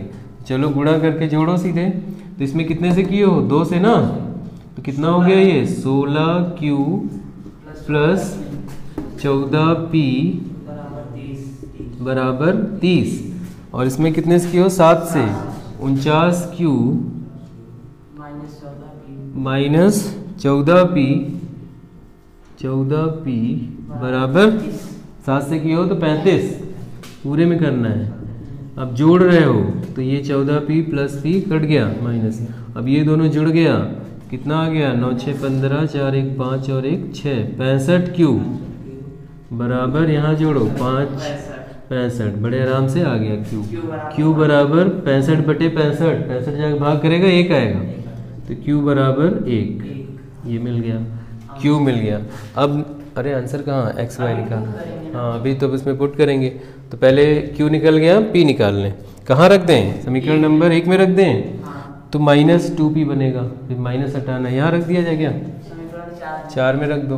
तो q का मान समीकरण 4 में रखने पर लिखेंगे, q का मान समीकरण 4 में रखने पर, तो यहाँ रख रहे हैं 4 में, q की जगह रख दे 1, तो 8 1 जा 8 प्लस 7p, तो ये बन गया 8 प्लस 7p बराबर 15। अब p निकल जाएगा आराम से, तो 8 उधर चला गया, हाँ 7p बराबर 15 में से 8 गया 7 आया, तो p बराबर 1 आया। अब p तथा q का मान समीकरण a और b में रखने पर, है ना, समीकरण a और b नाम देते हैं ना इसको हम लोग, इसको समीकरण नंबर a और इसको समीकरण नंबर b। तो लिख देंगे सब p तथा q का, p का मान समीकरण कहाँ रखें, a में, तो a में रखेंगे तो 1/x बराबर 1 आ रहा है, तो x एकम x बराबर 1 ही आएगा। फिर लिखेंगे q का मान समीकरण b में रखने पर फिर वही आएगा, तो 1/y बराबर 1 लिखेंगे, क्योंकि q भी 1 ही आया है, तो y एकम y बराबर 1 आ गया। ठीक है, तो इसको लिखते हैं ना कि समानयित करने पर, रैखिक समीकरण के रूप में समानयित करने पर, जो तुम्हारा लास्ट वाला चैप्टर है, 2 चर राशियों वाला जो लास्ट वाला चैप्टर है जिसमें हल करना है, तो समानयित कर रहे हैं, मतलब इस तरह से दिए हुए, लेकिन 2 चर राशियों वालों में हम लोग समानयित कर रहे हैं तब हल कर रहे हैं। तो इसको डायरेक्ट ऐसे भी हो सकता था कि अब तुम x/x करते, इधर 5xy रहने थे, 5xy गुणा कर देते, इधर 15xy गुणा कर देते, तो हल करते तो भी xy कट जाता, आ जाता, लेकिन हर जगह ऐसा नहीं होगा। अभी जो डिफिकल्ट वाला दे दे, जो बड़े बड़े हैं, ये तो सिंपल था एकदम, तो ऐसे करोगे तो नहीं आएगा, इसलिए जैसा है उस विधि से कर रहे हैं। ठीक है, तो ये हो गया आंसर। देखो रचना है अब इसमें 7 के ग में, 5 के ग में रचना करनी है। तो रचना में वही त्रिभुज करना है, एक त्रिभुज दिया है जिसकी भुजाएं दी हैं। तो रफली पहले हम क्या करते हैं, इसको बना लेते हैं एक त्रिभुज, रफ चित्र यहाँ लिख देंगे, त्रिभुज ABC, जिसमें BC बराबर 6 सेंटीमीटर, जो बड़ी भुजा है उसको नीचे ही रखना, ये 6 सेंटीमीटर, ऐसे रफली लिख दोगे ABC, और AB बराबर 3 सेंटीमीटर, AB बराबर तो यहाँ पे 3 सेंटीमीटर। ठीक है, तो ये लिख लेना AB बराबर BC बराबर, उसके बाद रफ चित्र में दिखा देना, ताकि आइडिया रहे कि बनाना कैसे त्रिभुज को। और कोण ABC बराबर 45 डिग्री, कोण ABC 45 डिग्री, तो ये इस त्रिभुज की पहले रचना करनी है। उसके बाद एक ऐसे त्रिभुज की रचना करनी है जो इस त्रिभुज की भुजाओं, जिसकी भुजाएं इस त्रिभुज की भुजाओं की 3/4 हो। यही तो रचना है तुम्हारी क्लास 10th की, ये तो क्लास 5 की रचना है ना, कि 2 भुजाएं और उनके बीच का कोण दिया है। तो कैसे करते हैं, तो क्या करते हैं, जो भुजा दी हुई है पहले वही एक बड़ी भुजा खींच लेते हैं। इसको मान लो नाम दे दिया तुमने, क्योंकि ये बी है ना, तो यहाँ बी से स्टार्ट हुई है और वाई तक गई है कोई रेखा किरण। इसके ऊपर 6 सेंटीमीटर जितना दिया है, ये 6 सेंटीमीटर का चाप नापेंगे और लगा देंगे 6 सेंटीमीटर। मान लो यहाँ लग गया, तो यहाँ कौन सा पॉइंट होगा, सी, क्योंकि 6 लिए हो तो बी सी हुआ। अब क्या करो, यहाँ पर 45 डिग्री का कोण बनाना है तुमको, बी पर 45 डिग्री का कोण बनाओ। तो बी पर जब किससे बनाओगे, पटरी प्रकार से। 45 डिग्री बनाना आता है, नहीं आता तो गया तुम्हारा 4 नंबर। जबकि ये क्लास 6 की रचना है, 5 में भी होती है 45 डिग्री पटरी प्रकार से कैसे बनाया जाए। तो पटरी प्रकार से यहाँ पे 45 डिग्री का एक कोण बनाओगे और ये ऐसे बड़ी लाइन खींच दोगे, ठीक है, जहाँ 45 डिग्री बनेगा उस पर एक बड़ी लाइन खींच दोगे, ठीक है। जब बड़ी लाइन खींच दोगे तो अब इस बड़ी लाइन पे तुम मान लो इसका नाम दे दिए Z, इस बड़ी लाइन पे 3 सेंटीमीटर का चाप काटो। तो 3 सेंटीमीटर काटो, ये कट गया, ठीक। इसका नाम क्या पड़ेगा, A पड़ेगा, क्योंकि मालूम है BA 3 सेंटीमीटर है, तो ये हो गया। यहाँ से ऐसे मिला दो स्केल से, तो ये वाला त्रिभुज बन गया। अब तुम्हें ऐसे त्रिभुज की रचना करनी है जिसकी भुजा इसकी भुजाओं का 3/4 हो, मतलब तुम्हें स्केल गुणक दिया हुआ है।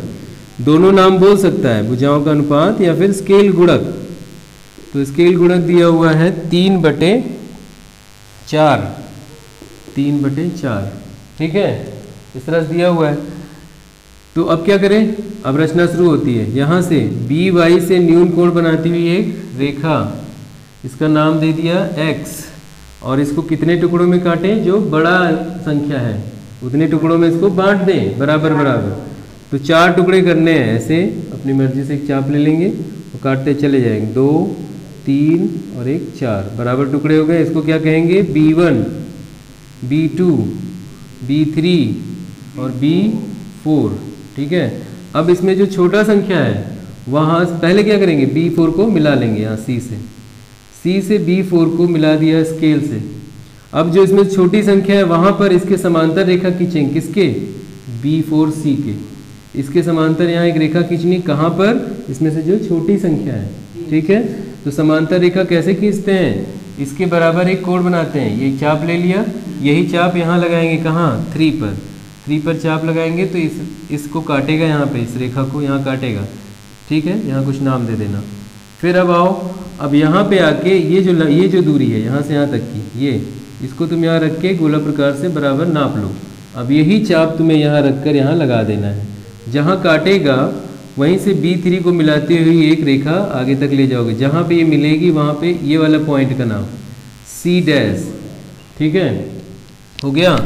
अब यही काम जो तुमने अभी यहाँ किया वो तुम यहाँ पे करो। किसके बराबर कोण बनाओ, कोण C के बराबर। तो कोण C पे एक चाप लगाया, वही चाप यहाँ लगाया, फिर इस कोण C को जो चाप लगाया उसको नाप लिया, उस नापे हुए चाप को यहाँ पे काट दिया।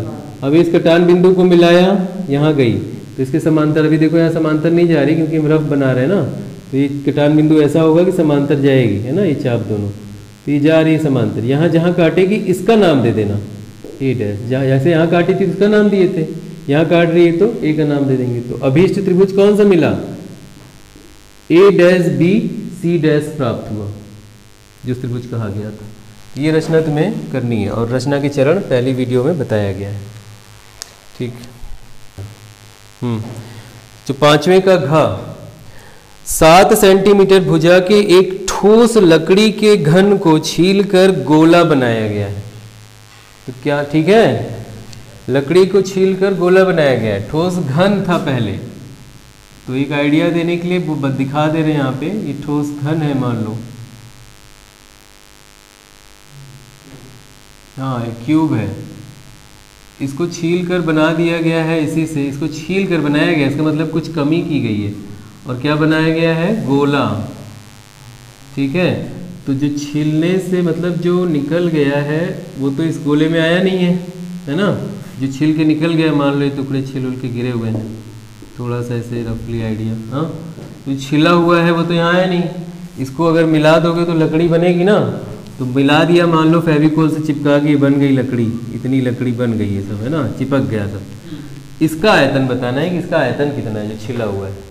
ठीक, तो क्या करेंगे, जितना आयतन इसका था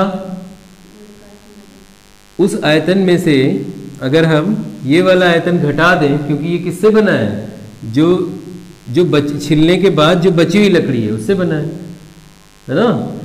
इस आयतन में से ये वाला आयतन निकाल दें तो छिला हुआ जो गिरा है वो मिल जाएगा कि नहीं। तो यही करना है तुम्हें। तो यहाँ दिया हुआ है भुजा कितना है इसकी, 7 सेंटीमीटर। तो लिखेंगे घन की भुजा बराबर 7 सेंटीमीटर। ठीक है, और एक महत्तम गोला बनाया जाता है, छिली हुई लकड़ी का आयतन ज्ञात कीजिए। तो जो गोला होगा वो जो घन था उसके आयतन के बराबर ही तो रहेगा ना, जो छिला हुआ घन था। छिले हुए के बाद जो लकड़ी बची है उसी लकड़ी से बना है ना। तो जो छिले होने के बाद लकड़ी बची है उसको पहले वाली लकड़ी में से माइनस करो तो छिली हुई आएगी। तो गोले का आयतन कैसे निकालें, कह रहा है महत्तम आयतन का गोला बनाना है। महत्तम आयतन का मतलब क्या हुआ कि मैक्सिमम कितना आयतन इसका हो सकता है। इतना हो सकता है कि ये जो गोला है, ये जो घनाभ है, घनाभ इसमें आ जाए, ये घनाभ या घन है ना। महत्तम आयतन कैसे कहेंगे, इसकी त्रिज्या कितनी हो, लगभग इसकी त्रिज्या कितनी होनी चाहिए कि महत्तम आयतन बने। जितना इस छिले वाले घन का भुजा है ना, छिले वाले घन की भुजा है उतना इसका होना चाहिए। ठीक, तो निकालते हैं कैसे निकलेगी। तो पहले घन की भुजा 7 सेंटीमीटर, तो आयतन कितना हुआ, आयतन बराबर घन का आयतन L क्यूब ना, घन का आयतन बराबर भुजा क्यूब। तो निकाल लिया, भुजा क्यूब मतलब 7 का क्यूब बराबर 7 सत्ते 49 सत्ते 63 6 7 6 42 6 48 7 9 63 3 6 7 चौक 28 और 6 34 343 घन सेंटीमीटर ये है इसका आयतन। ठीक है, छील कर एक महत्तम गोला बनाया जाता है। अब क्या करें, गोला बना दिया गया। महत्तम गोले का मतलब है कि अब ये जो आयतन है वो कितना है, वो आयतन है, इसका आयतन होता है कितना 4/3 pi R cube, 4/3 pi R cube. ये आयतन बराबर हो जाएगा किसका आयतन के बराबर, घन का आयतन माइनस छिली हुई लकड़ी का आयतन। ठीक है, तो हो जाएगा घन का आयतन माइनस छिली लकड़ी का आयतन, छिली हुई लकड़ी का आयतन।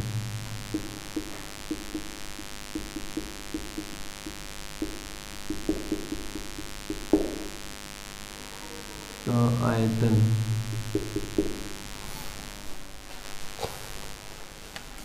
तो 4/3 पाई आर क्यूब। आर कितना होना चाहिए, महत्तम गोले का मतलब है कि इसकी भुजा के बराबर ही है ना, इसकी भुजा के बराबर इसका व्यास होना चाहिए। तो भुजा कितनी थी, 7 थी, तो इसका व्यास कितना है 7 सेंटीमीटर का है। तो ये कितनी हो गई त्रिज्या 3.5, तो r बराबर 3.5 यहाँ रख देंगे। तो 4/3 गुणे 22/7 गुणे 3.5 इंटू 3.5 इंटू 3.5, तो 7 पंजे 35, और तो कुछ कटेगा नहीं यहाँ पे। तो ये सारे मान में से हमें क्या घटाना होगा, घन का आयतन। तो बराबर घन का आयतन, अब यहाँ पे क्या करें, छिली हुई लकड़ी का आयतन निकालना है हमें। तो घन का आयतन क्या आएगा बोलो, यहाँ पे छिली हुई लकड़ी का आयतन, यहाँ एक बार लिख लो। घन का आयतन क्या है 4 कितना आया 343 माइनस छिली हुई लकड़ी का आयतन। अब छिली हुई लकड़ी चाहिए तो उसको इधर ले आओ, इसको उधर भेजो, प्लस हो जाएगा है ना। तो क्या हुआ, छिली हुई लकड़ी का आयतन बराबर 343 माइनस ये पूरी वैल्यू, कटेगा नहीं, गुणा करो और घटाओ। ठीक है, किसका 7 से काटा है, हाँ 0.5 होगा। तो इसको अब गुणा तो करना पड़ेगा, अब तो कुछ कट नहीं रहा है, तो गुणा करो यहाँ पे। चलो भाई गुणा करके देखो कितना आ रहा है, उसको घटाओ। 539। 3 से भाग दिया, अभी पहले ऊपर था उड़ा दिया। हाँ भाग दो 3 से।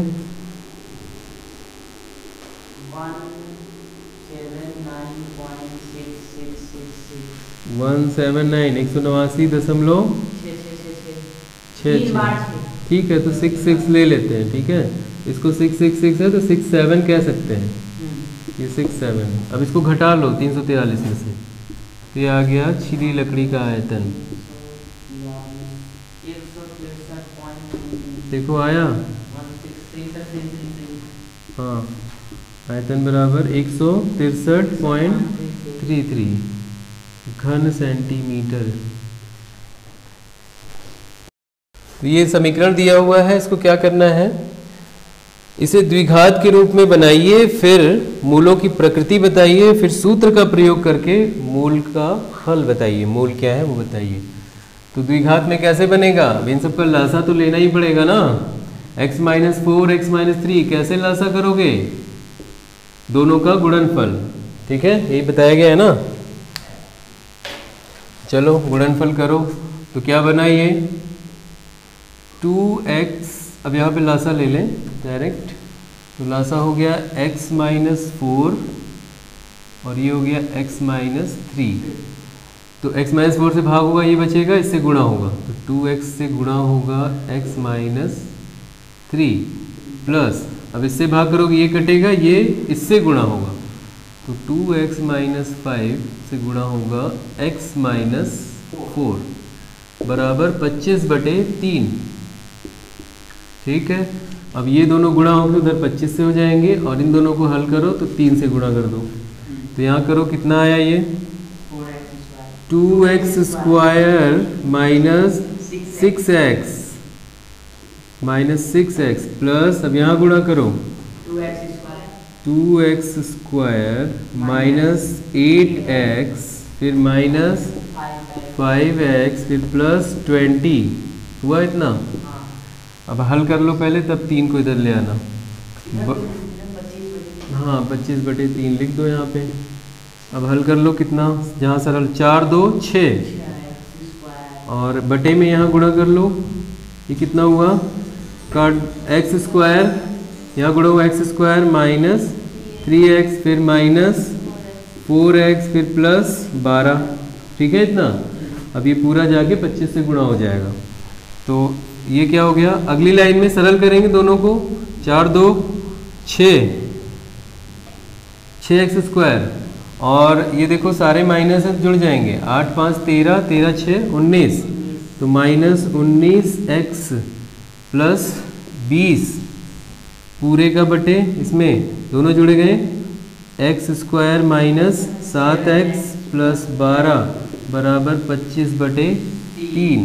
3 अब इधर लाख गुणा करो, इसको उधर करो, तो सरल करेंगे तो 3 के साथ गुणा हो जाएगा 6x स्क्वायर -19x प्लस 20 बराबर 25 के साथ गुणा हो जाएगा x स्क्वायर -7x प्लस 12, ठीक है। अब इसको गुणा करो, उधर गुणा करो, और फिर x स्क्वायर इधर लाओ, छोटा हो जाएगा, हल करना पड़ेगा।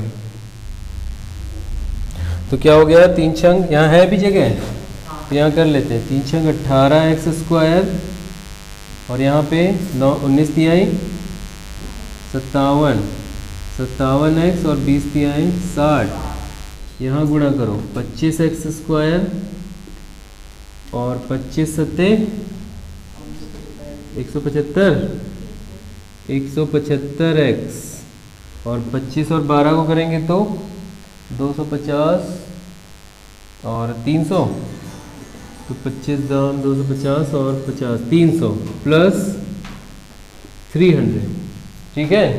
अब x स्क्वायर इधर लाओ, जल्दी करो, घटा के बताओ, 18 में से 25 गया, कितना आ रहा है 7 -7x स्क्वायर, ठीक है भाई, इधर आएगा ना, नीचे लिखे कि आगे उधर करें, तो 25 18 आ जाएगा 7x स्क्वायर, ठीक है, माइनस में 7x स्क्वायर और ये माइनस यहाँ प्लस होगा तो 75 प्लस हो गया, ये माइनस तो घटेगा तो प्लस में आएगा। तो 75 में से 57 घटाओ, 175 में से 57 घटाओ, कितना आएगा?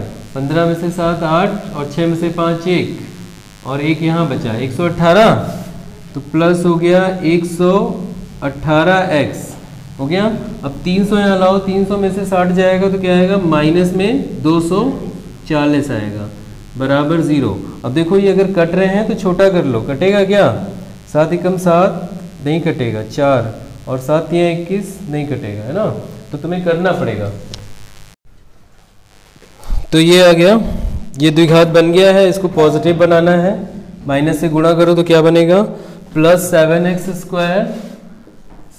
स्क्वायर माइनस 118x और प्लस 240 बराबर 0। अब क्या करना है इस सवाल में? द्विघात समीकरण प्राप्त कीजिए और मूलों की प्रकृति बताइए। तो मूलों की प्रकृति कैसे पता चलता है? विविक्तिकर से। तो इसकी विविक्तिकर लिखेंगे,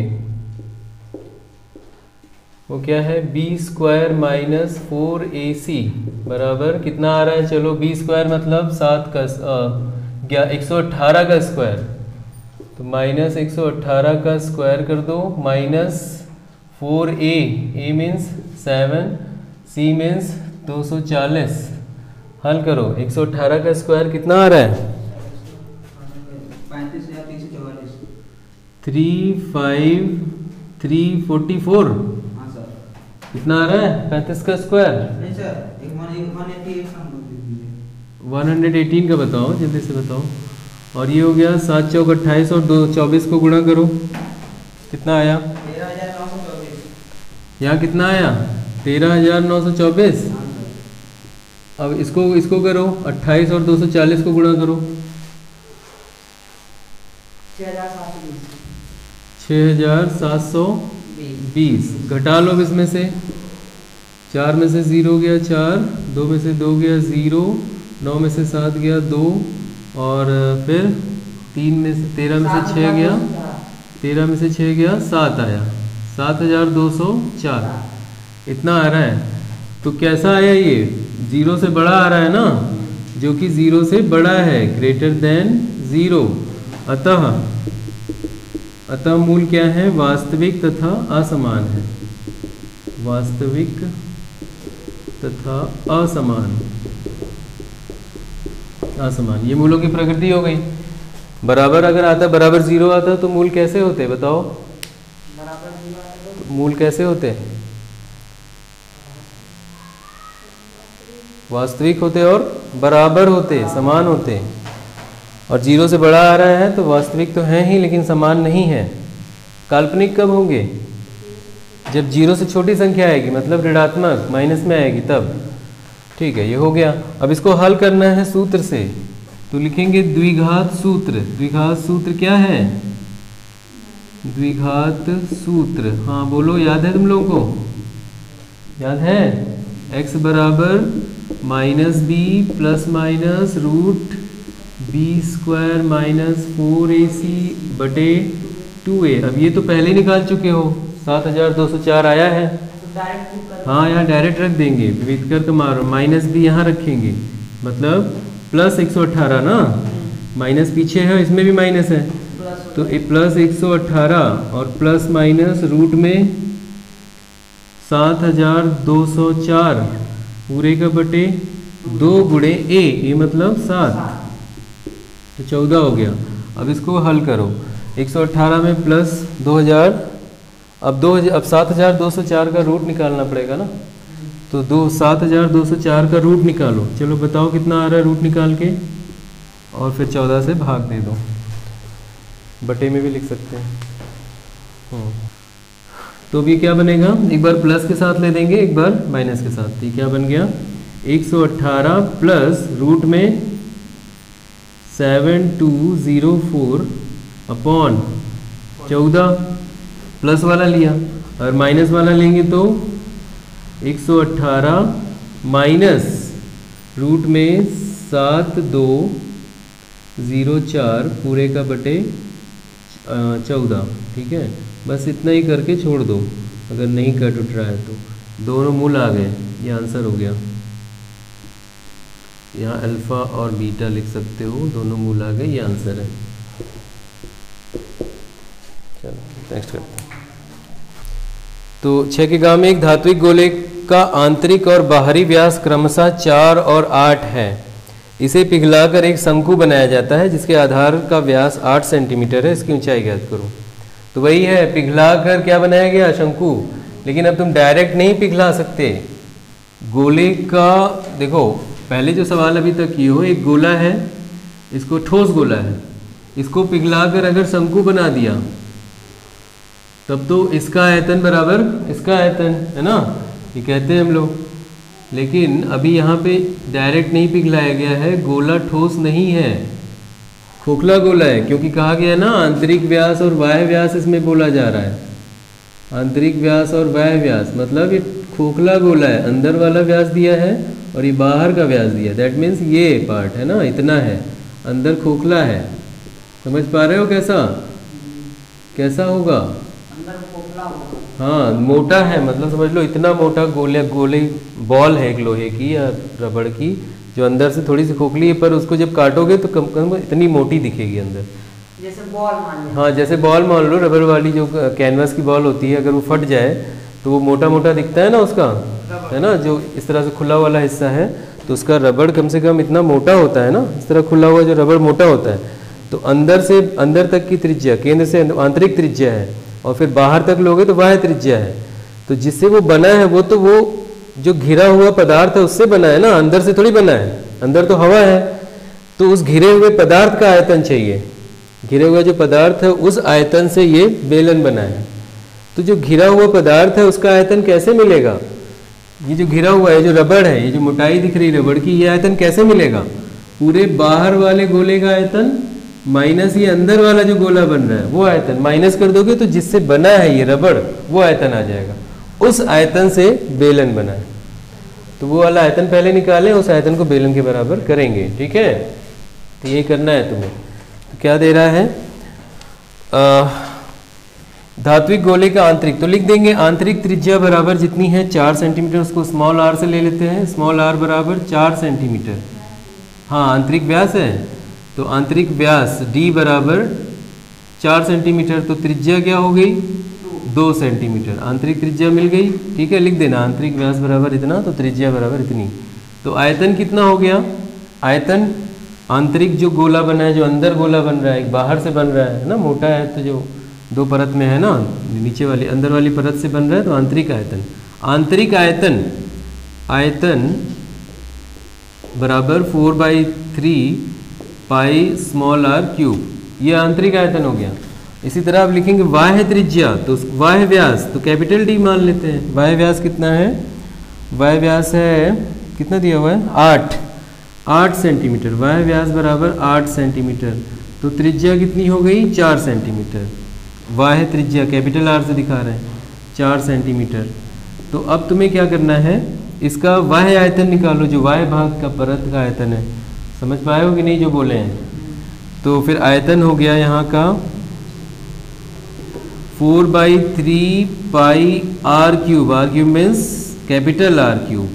ठीक है, अब लिखेंगे पदार्थ का आयतन जिससे बना है, जैसे रबड़ की बॉल थी तो रबड़ का आयतन। अभी तक जो निकाले हो ये तो पूरा जो जगह घेर रहा है वो आयतन है, बाहर वाली परत जो जगह घेरी है वो आयतन, और ये बाहर वाली परत ने जो जगह घेरी है, और ये जो अंदर वाली परत है उसने जो जगह घेरी है। बाहर वाली परत में से अंदर वाली परत निकाल दो तो पदार्थ जिससे बना है उसका आयतन आ जाएगा। तो लिखेंगे पदार्थ का आयतन, पदार्थ का आयतन बराबर y आयतन माइनस आंतरिक आयतन, y आयतन माइनस आंतरिक आयतन, ये लिख देंगे। फिर y ये है 4/3 pi capital R cube minus 4/3 pi small R cube. तो 4/3 पाई कॉमन हो जाएगा और capital R cube minus small R cube. ठीक है, ये आया। तो बराबर, अब देखें यहाँ पे वैल्यू रख लो, और ठीक ये आ गया पदार्थ का आयतन। अब हम लिखेंगे पदार्थ के आयतन से ही बेलन बनाया गया। लिखेंगे चूंकि पदार्थ के आयतन से बेलन बना है, शंकु की बेलन शंकु, शंकु बना है। अच्छा शंकु बना है, तो फिर यहाँ बताना चाहिए था ना, पदार्थ के आयतन से शंकु बना है। ठीक है, तो शंकु की ऊंचाई हो गई और त्रिज्या वगैरह कुछ दी है, 8 सेंटीमीटर व्यास है इसका। व्यास दिया हुआ है 8 सेंटीमीटर, आधार का व्यास दिया हुआ है, ये 8 सेंटीमीटर है। ठीक है, ए बी व्यास, और ये ऊंचाई ले लो, स्मॉल एल ले लो। ऊंचाई वगैरह कुछ, इसकी ऊंचाई ज्ञात करनी है तुम्हें। ठीक, तो शंकु का आयतन बताओ, पहले ये लिख लो, शंकु का आयतन का फॉर्मूला बताना है तुम्हें, और हमें लिख देना है, पहले क्या लिख दें, शंकु का आयतन बराबर पदार्थ का आयतन, है ना, पहले लिखेंगे क्योंकि पदार्थ से ही शंकु बनाया गया है, अतः शंकु का आयतन बराबर पदार्थ का आयतन। तो शंकु का आयतन यहाँ लिख देंगे, कितना है बताओ, 1/3 पाई आर स्क्वायर एच, ये हो गया शंकु का आयतन, ये बराबर। ठीक है, जो भाषा बोले वो लिख लेना, बराबर ये पदार्थ का आयतन है, तो 4/3 पाई और capital R cube minus small R cube. अब यहाँ पे देखो π/3 कट गया है ना, यहाँ से π/3 क्या बचा, सिर्फ इधर 4 बचा, इधर आर स्क्वायर बचा। ओके, अब ये आर तो अलग है ना भाई, ये वाला आर नहीं है, तो यहाँ पे लिख देना r1 स्क्वायर, क्योंकि r1 हम इसको ले रहे हैं शंकु का, है ना, r1, और व्यास कितना है शंकु का, हाँ पहले और सब लिखना होगा ना, शंकु का त्रिज्या कितनी है, शंकु की त्रिज्या r1 बराबर जितना व्यास दिया उसका आधा, 8 दिया है ना, तो 8 का आधा 4 सेंटीमीटर। ठीक है, तो यहाँ पे भी 4 ही है, तो यहाँ लिख देंगे r1 स्क्वायर। 4 है तो 4 तो ये भी आई थी ना r, तो फिर इसके बराबर ही है, तो हम कैपिटल R लिख सकते हैं, लिख सकते हैं कि नहीं, बोलो, इसकी भी 4 आई थी ना। ठीक है, तो इसके कैपिटल R की ताकि कॉमन वगैरह हो जाए ना, इस वजह से कह रहे हैं। वैसे तो मान रखो, जो है सब रखो, कोई फर्क नहीं पड़ता, पर हम यहाँ सरल करने के लिए इसको हम कैपिटल R लिख रहे हैं, तो यहाँ पे भी हम लिख देंगे कैपिटल R। ठीक है, तो आर स्क्वायर एच बचा, इधर क्या बचा, 4r क्यूब माइनस, अब कुछ करने की ज़रूरत है कि आ जाएगा, चलो इसको घटाओ, r क्यूब माइनस कितना है ये, 4 का क्यूब माइनस 2 का क्यूब, है ना, ये है, बटे क्या आ जाएगा, आर स्क्वायर बटे आर स्क्वायर एच बराबर। अब आर स्क्वायर मतलब वही 4 का स्क्वायर, 4 स्क्वायर, इसको हल कर लो, आ गया 4 चौक 16 चौक 64। अब यहाँ से एक 4 कट गया ना, गुणा में है तो 4 बचा, हाँ, तो 4 चौक 16 चौक 64, 2 दूनी 4 दूनी 8, 64 में से 8 गया, 64 में से 8 घटाओ 56, तो 56 आ गया यहाँ पे, 56 बटे यहाँ पे 4 बचा, काट दो, कट रहा है ये, 4 एकम 4, एक गया 4 चौक 16, तो आ गया ये 14 सेंटीमीटर, है ना, ये आंसर हो गया, शंकु की ऊंचाई बराबर 14 सेंटीमीटर।